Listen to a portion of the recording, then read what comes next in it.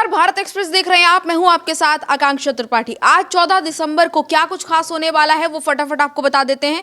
सबसे पहले दिल्ली से शुरुआत करेंगे। दिल्ली में जो है, क्योंकि विधानसभा चुनाव होने हैं तो वहां पर घमासान जो है वो हर दिन देखने को मिल रहा है। राजनीति दिल्ली की समय काफी ज्यादा देखने को मिल रही है, काफी ज्यादा एक्टिव माहौल वहां पर है। और आज जो है दिल्ली में लगातार 2 दिनों से वोटर लिस्ट को लेकर घमासान मचा हुआ है। एक तरफ बीजेपी ये आरोप लगा रही है कि कई सारे वोटर्स ऐसे हैं जो फर्जी हैं, घोस्ट वोटर्स हैं। इसको लेकर बीजेपी ने शिकायत दर्ज की है चुनाव आयोग में। और वहीं दूसरी तरफ आम आदमी पार्टी को यह डर है कि बीजेपी वोटर्स का नाम हटाने की कोशिश वोटर लिस्ट से कर रही है, जिसको लेकर लगातार घमासान दिल्ली में मचा हुआ है। और इसी पर अब जो है मामला सुप्रीम कोर्ट पहुंच सकता है, ये जानकारी है। इसके साथ ही आपको बता दें कि आज जो है संसद का शीतकालीन सत्र जो है वो 11 बजे से शुरू हो चुका है। और इसके साथ ही वहां पर कई तरह की बहस होती हुई नजर आएंगी। संविधान को लेकर बहस होगी। कल भी आपने देखा किस तरीके से माहौल संसद का गर्म रहा। पक्ष विपक्ष दोनों ही अपनी अपनी मुद्दे, अपने अपने पॉइंट्स रखते हुए नजर आएंगे। आज जो है कांग्रेस और बीजेपी दोनों की तरफ से एक व्हिप जारी की गई है, जिसमें ये कहा गया है कि तमाम जो बीजेपी के नेता हैं और जो बीजेपी के और इसके साथ ही जो कांग्रेस के नेता हैं, सांसद हैं, सभी को वहां पर मौजूद रहना पड़ेगा ताकि वो लोग बहस में हिस्सा ले सकें। और आज जो है ना, सूत्रों के मुताबिक जानकारी ये भी है कि आज पीएम मोदी लोकसभा में भारत के संविधान की 75वीं वर्षगांठ पर बहस का जवाब देते नजर आएंगे। गृह मंत्री अमित शाह भी इस दौरान उनके साथ होंगे। इसके साथ ही प्रधानमंत्री का जो है आज मुख्य सचिवों के साथ चौथे राष्ट्रीय सम्मेलन की अध्यक्षता का भी जो जानकारी सामने आ रही है। पीएम मोदी 14 और 15 दिसंबर को राष्ट्रीय सम्मेलन की अध्यक्षता करेंगे। ये केंद्र और राज्य सरकारों के बीच साझेदारी को और बढ़ावा देने की दिशा में एक महत्वपूर्ण कदम होगा। तो ये भी आज की एक महत्वपूर्ण खबर है। इसके अलावा आज गृह मंत्री के नक्सल क्षेत्र में जाने की भी खबर है और रायपुर वो जाएंगे, वहीं पर विश्राम करेंगे और आज जो है 3 दिवसीय प्रवास के लिए वो निकलेंगे।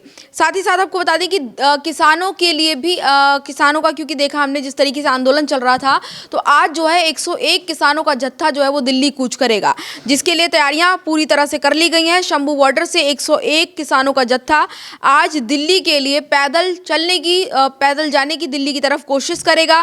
किसानों ने आंदोलन के दूसरे चरण को लेकर एकजुटता और अपनी मांगों के प्रति प्रतिबद्धता व्यक्त करने की बात कही है। इसके साथ ही आपको बता दें कि दिल्ली से वो सरकार पर दबाव बनाने की और अपनी समस्याओं को उजागर करने की कोशिश करते हुए नजर आएंगे। ऐसे में आज का दिन किसानों के हिसाब से भी दिल्ली के लिए काफ़ी महत्वपूर्ण, क्योंकि दिल्ली में ही देखिए, क्योंकि राजधानी है तो दिल्ली में बहुत सारी चीज़ें ऐसी देखने को हमें मिलती हैं। इसके साथ ही आपको बता दें कि कैबिनेट का क्योंकि गठन वहाँ पर महाराष्ट्र में होना है, तो वहाँ के लिए भी आज का दिन बहुत इंपॉर्टेंट है, क्योंकि लगातार जो है मंथन का दौर जारी है। ये कोशिश करने की, ये लगातार दिमाग लगा रहे हैं तमाम जो मंत्री हैं कि उनको पद मिल सके। इसके साथ ही जो बैठकों का दौर है वो भी लगातार जारी है कि किसको कौन सा पद दिया जाए। इसको लेकर लगातार मंथन जारी है। दिल्ली तक महाराष्ट्र की रेस जो है वो देखने को मिल रही है। लगातार मीटिंग्स का दौर जारी है। और अब जो है सूत्रों के हवाले से जानकारी आ रही है कि बीजेपी जो है वो कई बड़े मंत्रालय अपने पास रखने वाली है। उसमें गृह विभाग, विधि विभाग, इस तरह के जो तमाम मंत्रालय हैं वो बीजेपी अपने पास रखने वाली है। इसके साथ ही जानकारी ये भी है कि 30 से 40 विधायक, 35 से 40 विधायक जो हैं वो आज वो जल्द ही मंत्री पद के लिए शपथ ले सकते हैं, क्योंकि मंत्रिमंडल विस्तार जो है अभी नहीं हुआ है महाराष्ट्र में, तो उसको लेकर लगातार कवायद चल रही है। इसके साथ ही आपको बता दें अजीत पवार के ग्रुप से भी 8 से 10 विधायकों के लिए जानकारी है कि वो मंत्री पद की शपथ ले सकते हैं। तो ये आज का दिन महाराष्ट्र की पॉलिटिक्स के लिए काफ़ी इंपॉर्टेंट है, क्योंकि मंथन का दौर वहाँ पर कैबिनेट को लेकर जारी है कि आखिर कैबिनेट में किसको जगह मिलेगी। अब दूसरी तरफ आप लगातार देख रहे होंगे कि एकनाथ शिंदे, जब से जीत मिली है बीजेपी को ज़्यादा वोटों के साथ, तब से ही एकनाथ शिंदे जो है वो काफ़ी ऑफ मोड में नजर आ रहे हैं। वो एक्टिव नहीं नजर आ रहे हैं, वो मीटिंग्स में नहीं नजर आ रहे हैं। वो अपनी घर पे, आपने देखा होगा कि चुनाव के नतीजे आने के बाद अपने जो पैतृक आवास है वहां पर पहुंच गए थे और वो नहीं मौजूद रहे काफ़ी मीटिंग्स में, क्योंकि कहा जा रहा था कि वो मंत्रालय मांग रहे हैं, गृह मंत्रालय मांग रहे हैं। वो बड़े बड़े मंत्रालयों को अपने हिस्से में लाना चाहते हैं, लेकिन बीजेपी ऐसा नहीं करना चाह रही है। लेकिन अब जो है उनको लेकर भी क्लियर हो रहा है कि जो लगातार हम शुरू से कह रहे थे कि जो मंत्रालय बीजेपी उनको देना चाहती है, उसी पर अभी तक बात बनी हुई है। ये सूत्रों के हवाले से जानकारी आ रही है।